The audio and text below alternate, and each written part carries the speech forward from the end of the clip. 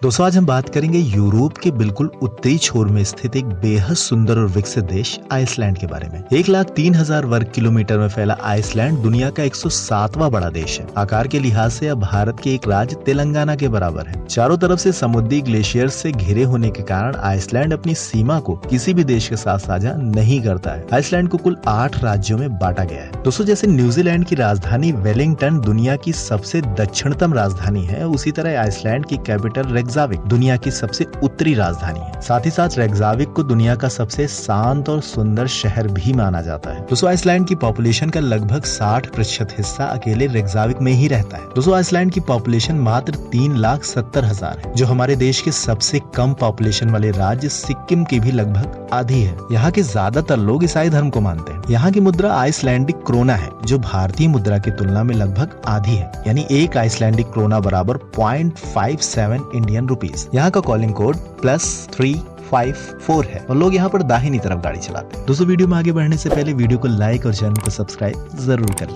दोस्तों जैसे हमारे घरों में कुत्ते, बिल्ली और तोते जैसे जानवरों को पाला जाता है, वैसे आइसलैंड के लोग अपने घरों में अजगर, सांप, छिपकली और मगरमच्छ जैसे खतरनाक जानवरों को पालते हैं। हालांकि आइसलैंड में किसी भी जहरीले जानवर को पालना गैर कानूनी है, लेकिन फिर भी यहाँ अपने शौक के लिए लोग इन्हें पालते हैं। दोस्तों आइसलैंड दुनिया के सबसे पढ़े लिखे देशों में से एक माना जाता है। आइसलैंड की साक्षरता दर लगभग 100% है। इसके साथ ही यहाँ के लोग दुनिया में सबसे ज्यादा बुक पढ़ने वाले लोग माने जाते हैं। हर आइसलैंडिक हर साल लगभग 10 किताबें जरूर पढ़ता है, जो दुनिया में सबसे ज्यादा है। इसके साथ ही आइसलैंडिक लोग दुनिया में सबसे ज्यादा थिएटर में मूवी देखने वाले लोगों में भी गिने जाते हैं। यहाँ पर हर व्यक्ति हर साल लगभग 12 बार सिनेमा हॉल में जाकर मूवी देखता है। दोस्तों आपको जानकर हैरानी होगी कि यहाँ पर आलू को सड़ाकर एक बेहद बदबूदार बियर बनाई जाती है, जो यहाँ पर ब्लैक डेथ के नाम से मशहूर है, जिसे यहाँ के लोग बेहद चाव से पीते हैं। इसके साथ ही यहाँ हर साल 1 मार्च को बियर डे की तरह मनाया जाता है। इस दिन पूरे आइसलैंड में बियर पीने के कई कंपटीशन आयोजित किए जाते हैं।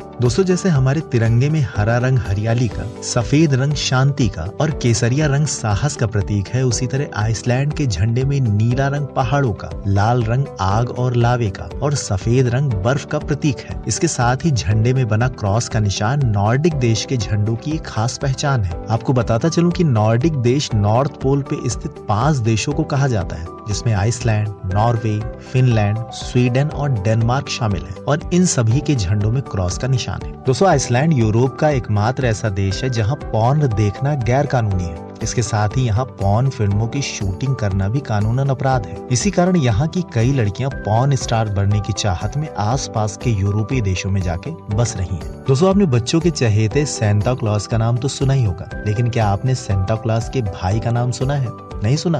तो चलिए मैं बताता हूँ। असल में सेंटा क्लॉज की तरह ही बच्चों को गिफ्ट देने के लिए आइसलैंड में यूल लैंड्स नाम का एक किरदार है, जो बच्चों को ढेर सारे गिफ्ट देकर उनकी जिंदगी में आगे बढ़ने के लिए उन्हें प्रेरित करता है। दोस्तों यहाँ पर 100 से भी ज्यादा सक्रिय ज्वालामुखी है, जिससे हरदम विनाशकारी लावा निकलता रहता है। लेकिन आइसलैंड ने इतनी गंभीर समस्या को भी अपने पॉजिटिव सोच के दम पर अपने हक में कर लिया है। दोस्तों आपको जानकर हैरानी होगी कि आज आइसलैंड ज्वालामुखी से बिजली बनाने वाला दुनिया का पहला देश बन गया है। ये अपनी खपत की 90% बिजली का उत्पादन इन्हीं ज्वालामुखियों से करता है। वैसे आइसलैंड की इस पॉजिटिव सोच के लिए आपका एक लाइक तो बनता ही है। दोस्तों आपने आज तक कई तरह के म्यूजियम देखे होंगे, लेकिन पुरुष लिंगों को संरक्षित करके रखने वाला म्यूजियम आपने शायद ही कभी देखा हो। आइसलैंड का फोलोलॉजिकल म्यूजियम दुनिया का इकलौता लिंग म्यूजियम है, जहाँ पर कुल 300 से भी ज्यादा डिजाइन के पुरुष लिंगों को सजाकर रखा गया है। दोस्तों आइसलैंड में पेकिंग बर्ड नाम का एक बेहद सुंदर समुद्री तोता पाया जाता है, जिसकी चोंच नारंगी और काली तथा शरीर काला और सफेद होता है। लेकिन इतनी खूबसूरत पेकिंग बर्ड की यह प्रजाति धीरे धीरे लुप्त होती जा रही है, क्योंकि अभी कुछ सालों से ही आइसलैंडिक लोगों द्वारा इसे खाने में बहुतायत मात्रा में इस्तेमाल किया जा रहा है। पेकिंग बर्ड के दिल से बनने वाली पेकिंग हर्ट नाम की डिश यहाँ की एक मशहूर डिश है, जिसे लोग बेहद पसंद करते हैं। दोस्तों पर्यटन के लिहाज से आइसलैंड दुनिया के 20 सबसे पसंदीदा देशों में से एक है। यहाँ हर साल लगभग 1 करोड़ से भी ज्यादा लोग घूमने आते हैं। यहाँ रेकजाविक में स्थित गेम ऑफ थ्रोन्स की शूटिंग लोकेशन, ब्लू लैगून झील, साउथ आइसलैंड में स्थित खूबसूरत वाटरफॉल, व्हेलों का शहर